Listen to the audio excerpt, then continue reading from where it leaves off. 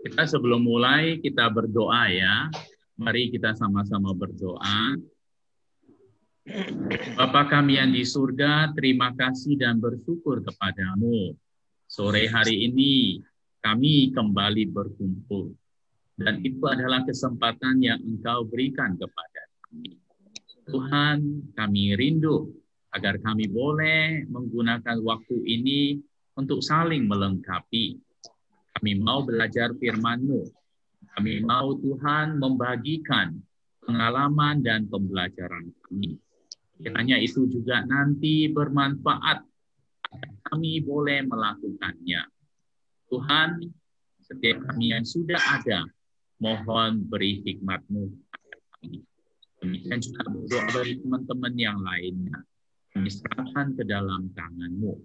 Mengingat Aiswilan yang sakit dan sekarang berada di rumah sakit. Mohon Engkau juga yang memberikan dia ketenangan. Tuhan, kalau dia nggak bisa bersama-sama dengan kami, namun biar firman-Mu itu tetap ada di dalam hatinya. Bapa, kami serahkan waktu yang akan kami lewati ini, biarlah kami boleh mendapat berkat-Mu. Dalam nama Tuhan Yesus kami memohon. Amin. Amin. Ya, hari ini kita mau melanjutkan pembahasan kita. Harta yang lama dipakai dengan cara yang baru. Mari kita membuka Alkitab, kita akan lanjutkan pembacaan di dalam Matius pasal yang ke-13. Kita akan membaca ayat yang ke-51 dan ayat yang ke-52. Matius pasal yang ke-13, ayat yang ke-51 dan ayat yang ke-52.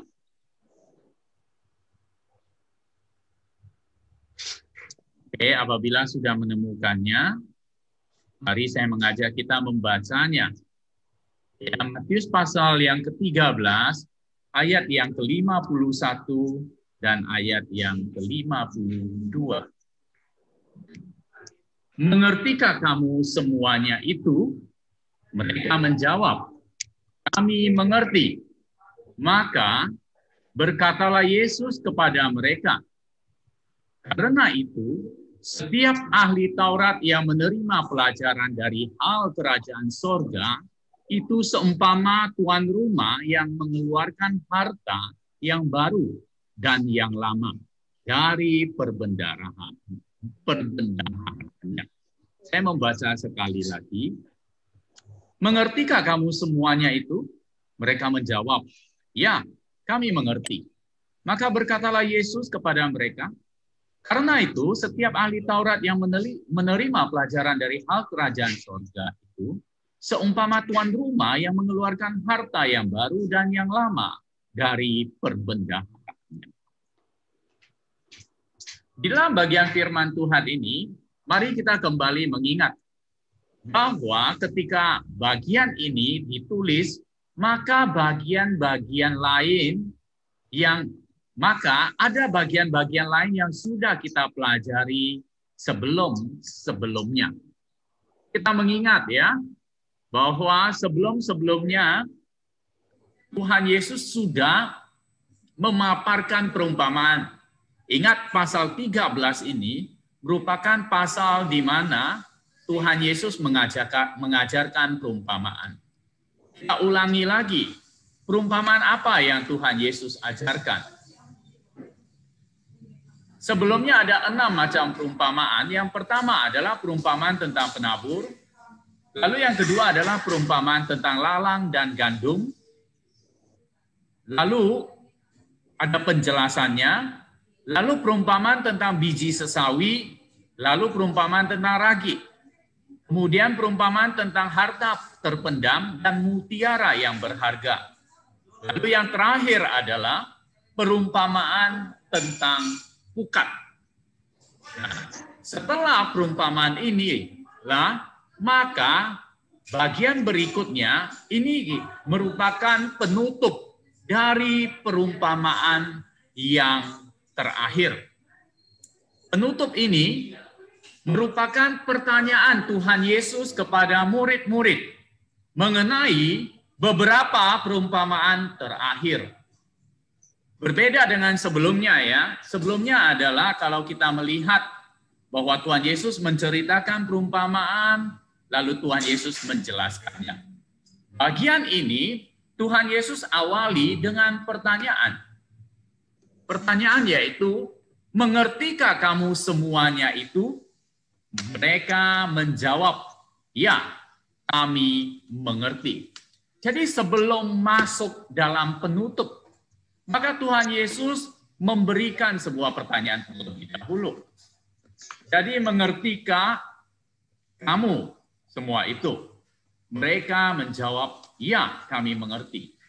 Nah, bagian ketika murid-murid menjawab, ya kami mengerti, mari kita mengingat, sebenarnya murid-murid Tuhan, ketika Tuhan Yesus mempertanyakan ini, itu berkaitan dengan pertanyaan Tuhan, dengan apa yang murid-murid nyatakan kepada Tuhan Yesus pada saat Tuhan Yesus memberikan perumpamaan. Mari kita ingat, pada saat Tuhan Yesus memberikan perumpamaannya yang pertama, yaitu tentang penabur, waktu itu murid-murid mengalami kesulitan. Ketika mereka mendengar perumpamaan itu, mereka tidak mengerti. Hal itu nyata sekali di dalam Matius pasal yang ke-13, bagian kalau kita melihat dikatakan ayat yang ke-10 ya. Matius pasal 13 ayat yang ke-10 di sana dikatakan, maka datanglah murid-muridnya dan bertanya kepadanya, mengapa engkau berkata-kata kepada mereka dalam perumpamaan? Kenapa mereka bertanya demikian? Karena mereka itu tidak mengerti. Tetapi di dalam bagian akhir ini, ketika Tuhan Yesus bertanya kepada mereka, ya, mengerti gak kamu semuanya itu? Maka mereka menjawab, ya kami mengerti. Ini merupakan sesuatu hal yang positif, bukan? Dulu, awalnya mereka tidak mengerti. Mereka bertanya tentang arti perumpamaan kepada Tuhan Yesus. Tapi sekarang mereka mengerti. Ya. Nah, ini penting sekali ya di dalam kehidupan kita sebagai orang percaya ya. Di dalam Tuhan, setiap orang percaya harus mengalami pertumbuhan. Jangan kita tidak mengalami pertumbuhan dan perubahan.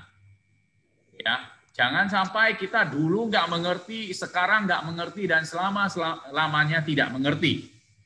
Ya, dulu mungkin kita tidak tahu, tetapi mari kita belajar, dan kita bisa mengerti. Dulu mungkin banyak hal yang kita tidak tahu lalu kita lakukan. Tapi setelah kita belajar mendengar, maka kita akan semakin tahu. Kita harus bertumbuh di dalam iman, di dalam cara hidup kita, dan di dalam pengertian kita. Ya, kita jangan tidak bertumbuh. Itu yang Tuhan inginkan. Setelah murid-muridnya menjawab, kami mengerti, maka Tuhan Yesus melanjutkan dari dengan sebuah perumpamaan.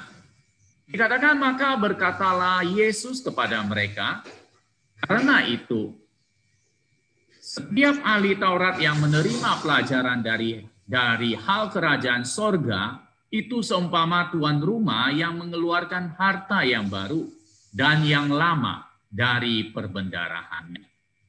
Oke, ketika Tuhan Yesus mendengar pernyataan mereka, maka bagian ini Tuhan Yesus mengatakan, karena itu setiap ahli Taurat yang menerima pelajaran dari hal kerajaan sorga, setiap ahli Taurat yang menerima pelajaran dari hal kerajaan sorga. Saya bertanya terlebih dahulu, siapa yang menerima pelajaran dari hal kerajaan sorga? Ahli Taurat. Ahli Taurat. Kira-kira ketika Tuhan Yesus mengajarkan, pasal 13 ini adalah tentang kerajaan sorga, bukan? Ya, Tuhan Yesus selalu mengatakan seumpama kerajaan sorga. Ya, seorang penabur, lalu dikatakan lalang dan gandum, seperti kerajaan sorga, seorang pergi membawa pukat dan lain sebagainya. Itu kerajaan sorga. Siapa yang mendengarkan pengajaran-pengajaran ini? Orang banyak. Orang banyak, termasuk murid-murid Tuhan Yesus dan orang-orang yang mengikutinya. Oke? Nah, jadi ketika dikatakan karena itu setiap ahli Taurat yang menerima pelajaran dari hal kerajaan sorga itu, maka ini bukan mengacu kepada ahli Taurat yang selama ini kita mengerti.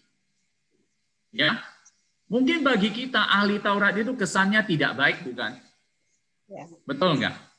Karena selalu kita mendengar, seringkali yang diajarkan tentang ahli Taurat, itu adalah pengajaran-pengajaran tentang bahwa mereka itu munafik lah, mereka itu seperti orang-orang yang selalu mencari kesalahan Tuhan Yesus. Mereka selalu menghukum Tuhan Yesus, yang ingin mencelakakan Tuhan Yesus. Jadi kesan kita, ahli Taurat itu adalah orang yang tidak baik. Ya. Tetapi sebenarnya mari kita melihat kembali. Ahli Taurat itu adalah kata aslinya adalah grammateus. Grammateus itu artinya adalah ahli kitab. Ya, ahli kitab, ahli Taurat, ahli kitab suci. Jadi mereka adalah ahli-ahli kitab. Oke, ahli-ahli kitab. Jadi ketika dikatakan ahli Taurat, itu mengacu kepada orang yang belajar Taurat, yang belajar boleh dikatakan orang yang berpendidikan sebenarnya. Sebenarnya ahli Taurat itu bukan profesi yang tidak baik, bukan. Tetapi sebenarnya profesi yang baik, yang bagus, yang mengajar orang. Tetapi karena istilahnya oknum, sehingga membuat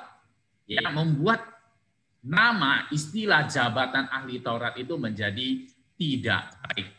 Saya akan memberi contoh bagi kita. Contohnya adalah, misalnya kalau kita ngomong polisi. Kira-kira kesan apa yang timbul kalau tentang polisi? Ya, kita bisa melihat kadang-kadang ada kesan-kesan yang negatif. Padahal polisi itu enggak banyak polisi yang baik kok. Banyak. Tetapi kesannya orang sudah menganggap itu. Ya, menganggap. Padahal jabatan polisi itu adalah polisi yang mulia. Ya, ada orang katakan, bahkan ada lelucon ya. Kalau nggak salah Gus Dur ya yang memberikan lelucon itu. Makanya di Indonesia itu ada polisi yang jujur. Ada 2 atau 3, saya lupa. Lalu yang pertama adalah Pak Hugeng katanya. Lalu yang kedua adalah polisi tidur katanya. Itu yang jujur. Nah, padahal sebenarnya banyak polisi yang jujur, tetapi karena udah dikatakan stigma. Ya. Demikian juga sebenarnya ahli Taurat itu. Ahli Taurat itu adalah sebuah profesi jabatan yang baik, tetapi karena orang-orang. Ya. Lalu kalau ketika kita membaca Alkitab, kita melihat Tuhan Yesus itu menegur mereka. Dan selalu di dalam khotbah-khotbah pendeta itu juga mengatakan tentang ahli Taurat.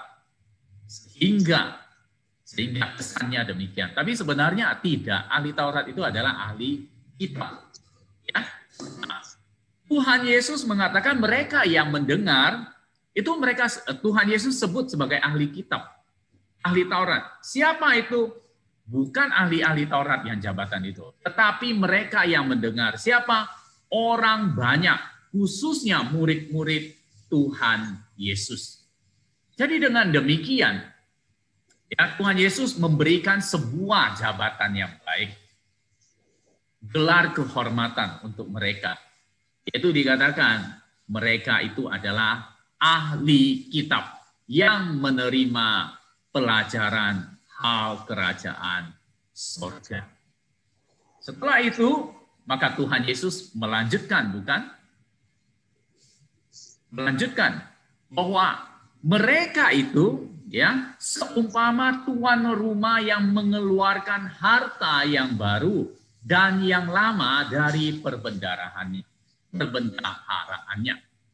Oke, pertama kalau tuan rumah kita tahu yang memiliki, lalu harta kita tahu perbendaharaannya. Oke, perbendaharaan itu apa? Perbendaharaan itu adalah tempat menyimpan harta itu. Ya, bisa saja berupa kotak, bisa saja berupa box, atau bisa saja tempat gudang dan lain sebagainya. Jadi dikatakan mereka itu seumpama yang punya, lalu mengeluarkan persediaannya, hartanya, yang baru dan yang lama. Harta itu bisa bermacam-macam. Kalau kita sekarang ini mungkin harta itu emas, uang, surat deposito, tabungan di bank. Kalau orang-orang dulu harta itu bisa, oke, emas, uang, oke. Tetapi bisa saja adalah alat-alat, peralatan rumah tangga, ya, pakaian, atau air anggur. Jadi itu mereka simpan. Kita tahu anggur yang lama itu lebih berharga dibanding dengan anggur yang baru. Ya, lalu pakaian itu mereka simpan karena itu bernilai sekali waktu zaman dulu. Beda dengan kita pada saat ini. Nah, itu merupakan harta mereka.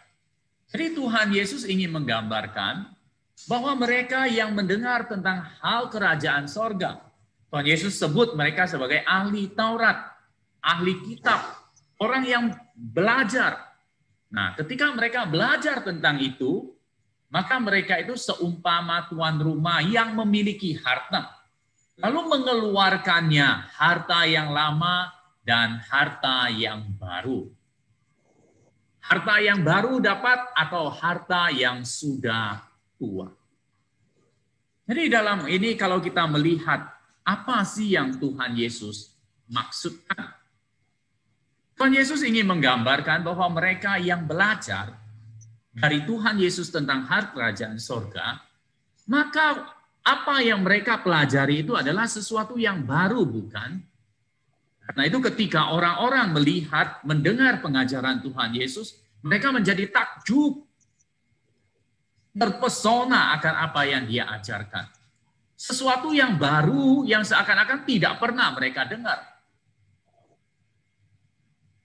Lalu mereka itu sendiri, orang-orang banyak murid-murid Tuhan Yesus, harus diakui. Mereka itu adalah orang-orang yang belajar hukum Taurat. Yang belajar disebut perjanjian lama bagi kita. Lalu sekarang Tuhan Yesus mengajar mereka tentang sesuatu yang baru. Yang kita katakan itu adalah perjanjian baru. Jadi dengan demikian, Tuhan Yesus ingin mengatakan, apa yang kamu dengar, kamu mengerti. Karena kamu datang kepadaku dengan seluruh pengajaran Taurat dan para nabi. Latar belakang itu mengajar kamu, dan kamu mempunyai pengetahuan. Bukan hanya tentang hal-hal yang lama, melainkan juga hal-hal yang belum kamu kenal sebelumnya. Bahkan juga pengetahuan yang kamu kenal sebelumnya telah diterangi oleh apa yang telah aku ajarkan kepadamu. Jadi bagian ini Tuhan Yesus ingin mengatakan, sebenarnya apa yang mereka dapatkan, apa yang mereka pelajari itu memang sesuatu yang baru. Tetapi itu dimengerti karena mereka diterangi oleh hal yang lama, harta mereka yang lama. Apa itu? Yaitu kitab Taurat dan para nabi. Sehingga mereka mengerti dengan lengkapnya. Bahkan bukan hanya mengerti yang lama dan yang baru, tetapi mereka bahkan mengerti hal yang lama itu hal yang baru itu membuat mereka lebih jelas lagi tentang apa yang dicatat oleh perjanjian lama. Bukankah Tuhan Yesus mengatakan, aku datang bukan untuk menghilangkan hukum Taurat, tetapi aku datang adalah untuk melengkapinya. Jadi dengan demikian, hal yang lama itu Tuhan Yesus tidak menghilangkannya. Tapi Tuhan Yesus menambahkan. Bahkan Tuhan Yesus menjelaskan hal yang lama itu. Artinya ada, Tuhan Yesus menginginkannya. Tuhan Yesus tak pernah ingin atau bermaksud agar orang melupakan segala hal yang diketahuinya ketika ia datang kepadanya. Tetapi orang harus melihat pengetahuannya dalam suatu terang yang baru dan memakainya dalam pelayanan yang baru. Ketika ia melakukan itu, apa yang ia tahu sebelumnya menjadi suatu harta yang lebih besar artinya daripada sebelumnya. Jadi ini menunjukkan bahwa Tuhan Yesus ketika memberikan pengajaran, menyuruh kita mengikut Dia, maka Tuhan Yesus ingin apa yang kita punyai, segala sesuatu, ya, itu juga bisa digunakan. Dan Tuhan menggunakan itu melalui pengajarannya untuk menerangi, menjelaskan kepada kita. Contoh simpelnya adalah begini. Seperti orang-orang Yahudi, mereka belajar hukum Taurat. Dan hukum Taurat itu Tuhan Yesus tidak menyuruh, oke, buang hukum Taurat itu, tidak. Tetapi Tuhan Yesus mengatakan, itu merupakan hartamu, itu bisa digunakan. Dan Tuhan melengkapi dengan yang baru. Bahkan Tuhan menjelaskan hal yang lama. Kalau kita katakan mungkin contohnya seperti kita ya. Saya memberikan contoh seperti ya mungkin saya sendiri. Sebelum saya sekolah teologi, latar belakang saya adalah sekolah teknik. Ya, teknik. Teknik industri. Saya sempat bekerja di perusahaan, di industri. Lalu di sana bekerja mendapatkan pengalaman. Ketika sekolah teologi, maka orang-orang mengatakan, apa hubungannya sekolah teknik dengan sekolah teologi? Tidak ada hubungannya. Tidak dipakai sama sekali. Tetapi, saya tidak merasa demikian. Saya merasa itu berguna. Bahkan memperlengkapi saya ketika bagaimana menangani hal-hal yang terjadi karena pengalaman-pengalaman saya. Jadi itu membantu saya. Demikian juga Tuhan ingin kita demikian. Kita belajar firman Tuhan, iya. Bukan berarti kita harus membuang semua hal-hal pengetahuan-pengetahuan kita yang lain. Tidak. Tetapi pengetahuan itu bahkan diterangi oleh pengajaran firman Tuhan. Sehingga itu bisa kita gunakan untuk pelayanan juga. Jadi aplikasinya, setiap orang yang datang kepada Yesus Kristus dengan suatu bakat dan kemampuan, Yesus tidak minta agar ia meninggalkan bakatnya. Banyak orang berpikir bahwa ketika seorang mengakui Kristus, ia harus meninggalkan semuanya, lalu memusatkan perhatiannya hanya pada hal-hal yang bersifat religius. Jadi bukan demikian. Ya, tidak. Tuhan Yesus ingin kita menggunakan bakat kemampuan kita, diterangi oleh pengajaran Tuhan, sehingga kita tahu apa yang bisa kita lakukan dengan segala yang kita miliki. Itu yang bisa saya jelaskan pada hari ini. Mungkin di antara kita ada yang mau bertanya atau ada yang mau berkomentar. Saya persilahkan.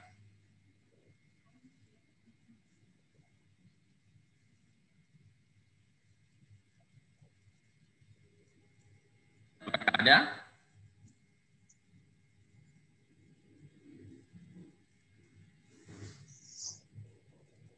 Ayo keluarkan perbendaharaannya, baik yang lama maupun yang baru.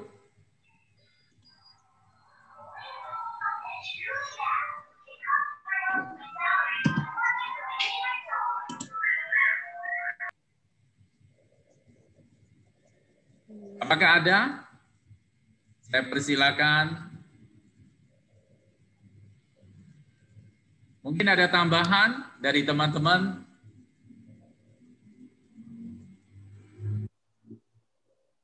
Apakah ada? Ya silakan buka mic-nya, nggak apa-apa.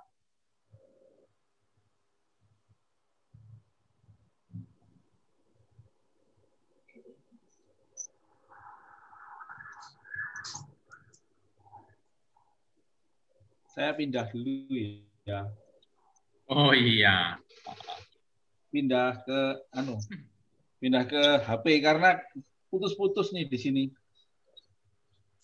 Rasanya kurang sinyalnya kurang baik kalau pakai ini. Jadi beberapa aspek yang bisa kita lihat.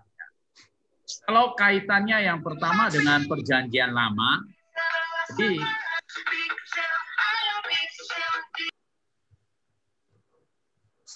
Patik lagi big sell dia. Jadi gini, jadi dalam hal ini maka ada beberapa kalau kita aplikasikan. Yang pertama adalah tentang perjanjian lama. Ya, perjanjian lama. Kadang-kadang ada orang-orang tertentu yang menganggap begini. Yang menceritakan Tuhan, siapa yang penting? Tuhan Yesus. Yang menceritakan Tuhan Yesus itu apa? Perjanjian baru. Sehingga ada orang-orang tertentu yang mengabaikan perjanjian lama. Ya, mengabaikan, aduh perjanjian lama, udah nggak usah. Ya, bahkan kadang-kadang orang Kristen kalau disuruh baca perjanjian lama pun, maka dia merasa, aduh, kok membosankan sekali ya. Udahlah ngapain, namanya sejarah dan lain. Ya. Nah, dalam hal ini Tuhan mengingatkan kepada kita, itu penting sekali sebenarnya perjanjian lama. Perjanjian lama itu memberikan wawasan dan gambaran. Ya, ketika kita sudah tahu tentang perjanjian lama, maka itu membantu kita juga mengerti, menolong kita mengerti tentang perjanjian baru. Ya, hal itu yang pertama. Ya, perjanjian lama, perjanjian baru, kita penting mempelajarinya. Ya. Lalu yang kedua adalah, kalau kita mengenai, tadi sempat saya katakan, mengenai mungkin apa yang kita miliki dahulu, ya, bakat kemampuan kita. Nah, Tuhan tidak menginginkan kita membuangnya. Tapi Tuhan ingin kita menggunakannya. Ya, menggunakan sesuai dengan terang firman Tuhan. Sehingga kita boleh melakukan, melalui apa yang kita miliki untuk kemuliaan Tuhan. Itu yang dikatakan. Jadi kalau kita katakan mungkin ya di bidang kita masing-masing, maka kita bisa menggunakannya. Saya mengenal ada seorang yang kesaksian, seorang yang dia menjadi penyanyi di klub ya, naik klub gitu ya, nyanyi di sana. Setelah dia bertobat, dia menyadari akan keselamatan dalam Tuhan Yesus, maka dia berubah. Tapi dia mempunyai bakat nyanyi. Bakat nyanyi apa yang dilakukan? Nah, yang dia lakukan adalah dia menggunakan bakatnya untuk memuji, memuliakan Tuhan. Ada seorang yang ikut Usia Indah itu suaranya bagus sekali. Suaranya kalau nyanyi seperti Elvis Presley. Ya, bagus sekali. Jadi dia kesaksian. Dia katakan dulu dia itu penyanyi di klub dan lain sebagainya. Tapi sekarang saya udah mengenal Tuhan, maka saya mau mempersembahkannya untuk Tuhan.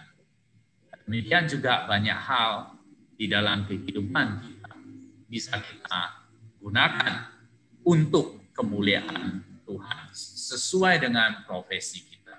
Ya, tidak semua orang. Jangan nggak, oh saya udah bertobat, jadi gimana?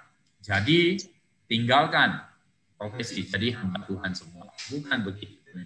Kembali kepada panggilannya. Oke. Yang perlu ditinggalkan tentu harus ada. Seperti pencuri ya harus meninggalkan profesinya ya. Jangan mencuri lagi dan mencuri terus. Itu firman Tuhan katakan. Ya, jangan karena dengar, oh karena dikatakan yang lama nggak usah ditinggalkan, dipakai aja. Oke. Oke, menipu ya terus-terusan menipu. Bukan itu maksudnya. Tapi kepintaran itu digunakan, bukan menipunya yang digunakan. Oke, ya itu mungkin bagi kita mungkin ada aplikasi bagi kita masing-masing. Coba bisa di-sharingkan. Ya. Orang mendengar tentang perumpamaan Sakius. Oh, setelah Sakius bertobat, hartanya semua dijual. Kayak seorang pengusaha, oh dia bertobat, lalu hartanya dia jual juga. Bukan itu. Dia tetap berusaha, boleh, tapi dengan berusaha dengan cara yang baru dan dengan cara yang Tuhan inginkan. Oke, ya demikian penjelasan hari ini. Mungkin ada yang mau sharing, ada yang mau bertanya, kembali saya beri kesempatan. Ya. Atau Pak Tik ada yang mau ditambahkan? Saya persilakan. Enggak sih, saya kira cukup jelas, Musa. Oke, thank you, Pak Tik. Oke, teman-teman, ada yang mau ditambahkan? Ada yang mau ditanyakan? Pak Dendi, Bu Katarina? Saya mau tanya ya. Oh, bentar, Pak Dendi.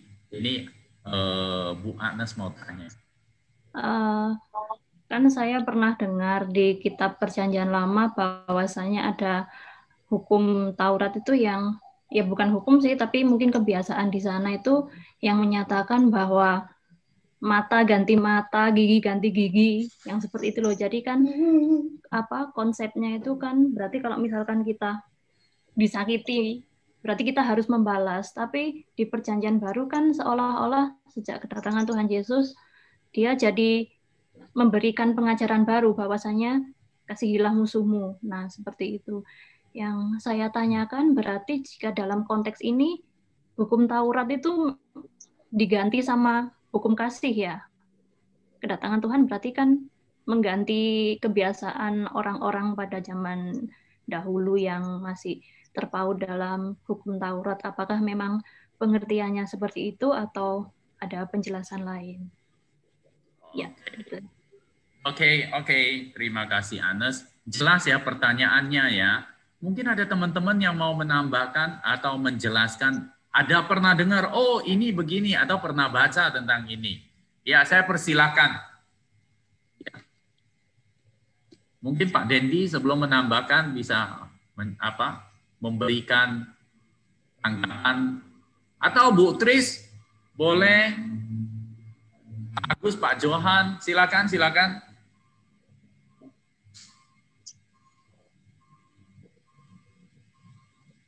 Ada Pak Dendi kali? Pak Johan.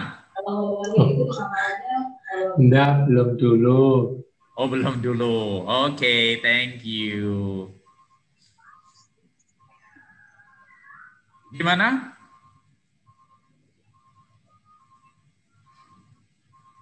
Mesti ada yang jawab ya.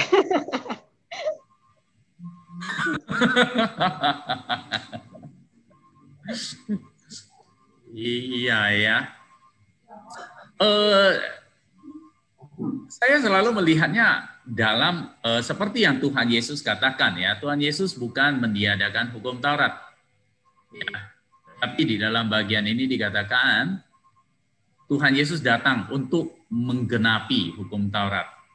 Ya, bagaimana menggenapinya? Memang bagian ini seringkali menjadi masalah. Orang-orang melihat Allah Perjanjian Lama itu berbeda dengan Allah Perjanjian Baru. Karena Allah Perjanjian Lama di dalam hukum-hukumnya seakan-akan menekankan pembalasan. Allah Perjanjian Lama itu kelihatannya kejam sekali. Ya.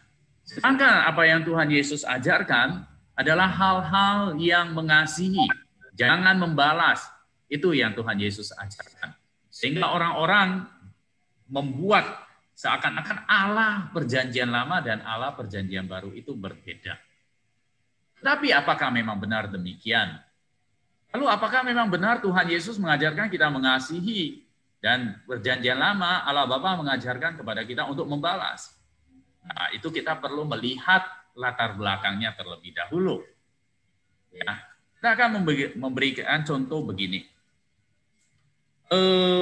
Apakah kita ingat cerita di mana anak Yakub, ya, ada anak Yakub, ada satu anak perempuan Yakub dicatat di dalam Alkitab. Siapa namanya? Siapa?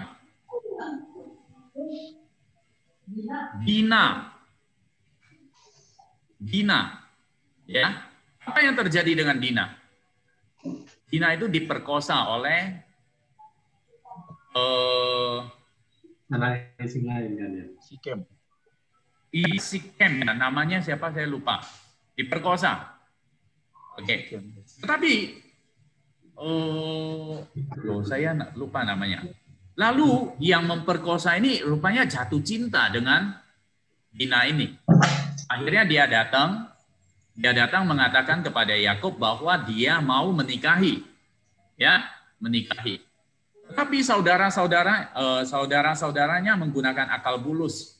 Dia itu mengatakan, oke, boleh, tetapi sesuai dengan persyaratan Tuhan bahwa setiap kalian harus disunat. Pada saat mereka udah disunat, maka yang anak-anak Yakub lakukan adalah mereka semua dihabisin. Satu bangsa itu dihabisin. Oke. Nah, kalau kita membaca di dalam kisah Abraham juga, ada kejadian-kejadian di mana perang antara bangsa, perang antara kelompok dengan kelompok. Nah, itu disebabkan apa? Disebabkan oleh karena satu masalah, ya, satu kasus itu bisa diadakan pembalasan kepada semua atau satu kelompok, satu bangsa, satu suku itu dihabiskan. Itu keadaan zaman dulu. Nah, Taurat itu diberikan adalah dalam kondisi masyarakat yang demikian. Saya rasa sampai sekarang juga ada praktek begitu. Misalnya kalau di dalam suku-suku Dayak itu, atau masalah antar kampung gitu. Jadi ada satu yang misalnya dianggap ada satu preman yang masuk ke kampung. Preman A masuk kampung B, buat keributan. Oke. Lalu kampung B ini bisa menyerang atau memukul semua orang yang ada di kampung A. Oh, yang lebih mudah begini. Kita bilang aja Surabaya dengan Malang, Aremania dengan ini Persebaya. Ya. Misalnya kalau ada permasalahan sedikit antara orang Malang dengan orang Surabaya, misalnya orang Surabaya memukul orang Malang, satu orang aja yang dipukul. Tapi pembalasannya bagaimana? Itu bisa sampai setiap mobil yang plat Surabaya masuk habis, razia, itu toh yang terjadi. Nah, sebenarnya praktek-praktek ini dulu lebih parah lagi. Sehingga ketika hukum Taurat diberikan, dia diberikan dalam konteks begini. Konteks demikian. Jadi engkau membalas. Ya, Tuhan sebenarnya ingin membatasi, bukan cara demikian.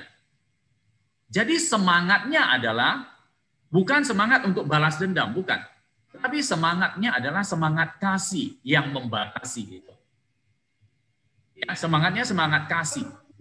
Jadi jangan kamu menghukum orang yang tidak salah.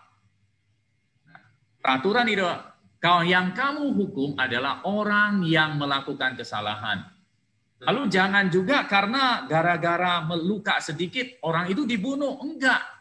Harus dilihat mananya yang perlu dihukum. Nah, itu semangatnya demikian. Jadi bagaimana dengan Tuhan Yesus? Sama. Tuhan Yesus juga memberikan semuanya itu dengan semangat mengasihi. Dengan semangat mengasihi. Jadi itu, ya, itu yang ingin diajarkan. Jadi walaupun kelihatannya kok boleh balas dendam, tetapi semangatnya bukan untuk balas dendam. Semangatnya adalah untuk mengajar engkau mengasihi. Jangan melakukan yang berlebihan. Gara-gara satu orang, semua suku itu dihabiskan. Nah, itu kan benar. Nah, semangatnya demikian. Oke, kira-kira ini bisa menjawab atau tidak? Oh iya, cukup jelas. Ya, karena itu Berarti Tuhan semua Yesus tergantung motivasinya ya. Kalau ya, karena itu Tuhan Yesus ketika mengajarkan itu dia mengatakan sebenarnya hukum Taurat itu tujuannya begitu. Tetapi orang nggak melihat, malah yang disoroti adalah balas dendamnya, balas dendam. bukan mengasihinya. Oh. Itu Tuhan Yesus jelaskan lebih lanjut. Sebenarnya mengasihi. Engkau harus mengasihi, bukan memikirkan balas dendamnya. Ya, tentang banyak hal, hukum Taurat itu. Ya, Tuhan Yesus katakan, Tuhan Yesus jelaskan kembali. Makna aslinya adalah demikian. Tujuannya adalah demikian. Oke. Oke, terima kasih penjelasannya ya, Muse. Sama-sama. Oke. Muse, saya mau tanya. Oke. Kan di Alkitab kalau di Perjanjian Lama kan saya lupa ya ayatnya di mana, tapi kan suka dibilang bangsa-bangsa yang yang nggak taat itu kan Tuhan menunggu genap waktunya untuk menghukum mereka gitu kan, ada kan ayatnya? Ya, ada kejadian kalau nggak salah 16 atau 15. Misalnya juga waktu bangsa Israel masuk Kanaan itu kan perintahnya jelas kan, memusnahkan kan ya. Iya kan kayak gitu. Nah itu kan gimana? Harusnya kan dimusnah, ada perintahnya kan, nggak boleh berdamai. Oke. Ya. Ini mungkin ada yang mau menjawab deh. Ayo, siapa mau menjawab? Waktu kita tinggal 13 menit. Ayo, ada? Bantu saya lah.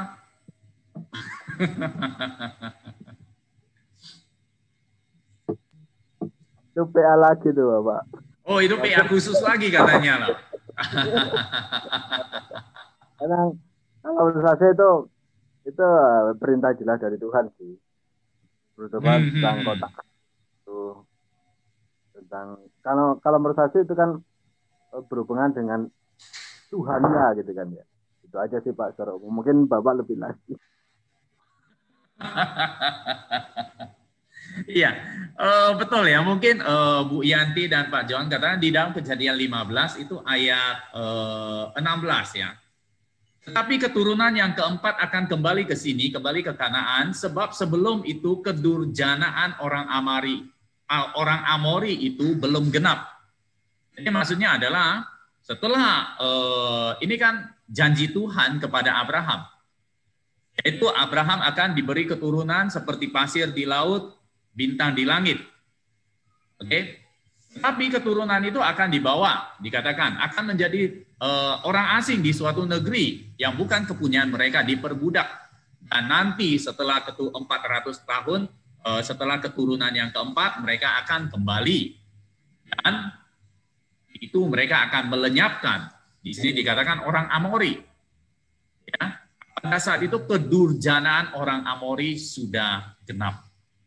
Apa maksudnya ini? Ya. Oke, simpelnya begini. Simpelnya adalah kadang-kadang kita melihat Tuhan bisa bekerja melalui orang jahat. Ya. Tuhan bisa bekerja melalui orang baik. Prinsip kita adalah orang baik baru boleh menghukum orang jahat. Betul ya? Tapi coba lihat di dunia ini siapa yang baik sih? Apakah kita baik sehingga kita boleh menghakimi orang lalu kita boleh menghukum orang lain?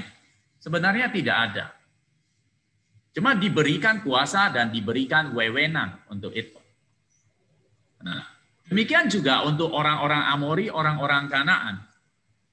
Ya, memang, jadi mereka dihukum itu memang karena kesalahan mereka sendiri. Mereka itu memang bangsa yang jahat, bangsa yang memang harus dimusnahkan. Dan siapa yang digunakan? Ya, dalam konteks ini adalah orang Israel yang digunakan untuk memusnahkannya. Lalu apakah orang Israel itu lebih baik gitu? Enggak kok. Orang Israel itu sama. Ya dikatakan ya sama bobroknya juga. Cuma Tuhan menggunakannya. Nah, oke, saya rasa itu oke. Cuma mungkin yang menjadi pertanyaan, kenapa kok bangsa itu dimusnahkan? Nah, bangsa itu dimusnahkan bukan karena Allah sentimen kepada mereka, bukan. Bukan karena Allah menciptakan mereka untuk dimusnahkan, bukan. Tapi memang kedegilan hati mereka, kedurjanaan hati mereka. Sebenarnya kalau kita membaca ini berarti Tuhan sudah memberi kesempatan 400 tahun kepada mereka. Ya, sampai nanti genap. Ini tentu saja di dalam kemahatauan Allah, bahwa Allah tahu bangsa ini tidak akan berubah. Itu yang bisa saya jelaskan. Sebenarnya ini bisa cukup panjang, sesi khusus itu. Ya. Oke, mungkin ini bisa menjawab untuk Pak Johan dan Bu Yanti.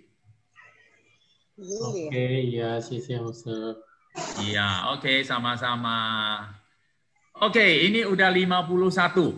Jadi tinggal 9 menit lagi waktu kita ada. Mungkin kita gunakan 3 menit ini. Apakah ada yang mau sharing? Ya, mau tanya mungkin sudah tidak sempat lagi. Oke. Ya. Oke, nanti kalau ada pertanyaan-pertanyaan, kita boleh dicatat terlebih dahulu, ya, terlebih dahulu, dan kita nanti akan, ya perlu ya, sekali-kali perlu nanti kita buat ruang diskusi, ruang tanya jawab, ya, apapun itu. Ya, saya harap mungkin setiap kita itu kan setiap hari membaca firman Tuhan. Setelah membaca firman Tuhan, ada yang nggak mengerti dicatat, nggak mengerti dicatat. Nanti ada kesempatan. Mungkin nanti kita pikirkan, mungkin sebulan sekali kita akan menjawab pertanyaan-pertanyaan, ya supaya lebih seru gitu ya. Ya, tapi yang jawab jangan saya, teman-teman yang lain juga, ya. Gurunya. Kita sama-sama belajar. Kita sama-sama belajar. Nah. Yang lebih kepo saya. Oke. Ya, kita selesaikan pertemuan kita hari ini. Ya, senang bisa bagi, bisa sharing. Ya, nanti kalau ada pertanyaan-pertanyaan yang kurang jelas, boleh ada pertanyaan lagi yang mau ditanyakan itu boleh ditanyakan kembali. Oke, sekarang kita tutup dalam doa ya. Oke. Bapa kami yang di surga, terima kasih dan bersyukur kepadamu. Tuhan, kami boleh bersama-sama belajar firman-Mu. Tuhan, Engkau yang menolong kami agar kami boleh memaksimalkan apa yang Engkau berikan kepada kami. Maka kami, kemampuan kami, segala sesuatu yang kami miliki, Tuhan arahkan dengan terang firman-Mu, dengan pengajaran dari Kristus. Kami tahu apa yang harus kami lakukan, dan kami tahu bagaimana memanfaatkannya untuk kemuliaan nama-Mu. Tuhan, kiranya semua itu boleh semakin memperkaya kami, sehingga kami boleh semakin efektif di dalam kehidupan dan di dalam pelayanan. Terima kasih untuk rekan-rekan yang bersama-sama untuk belajar. Tuhan juga tambahkan hikmat dan pengetahuan mereka. Beri kerinduan bagi mereka untuk belajar firman-Mu, semakin bertumbuh menjadi semakin seperti Kristus. Dan nantinya Tuhan, kami boleh menjadi berkat dengan melakukan hal-hal yang memuliakan Engkau di dalam hidup kami. Kami berdoa Bapa, memohon kepadamu, dan kami menyelesaikan persekutuan pemahaman Alkitab malam ini dalam nama Yesus Kristus. Amin.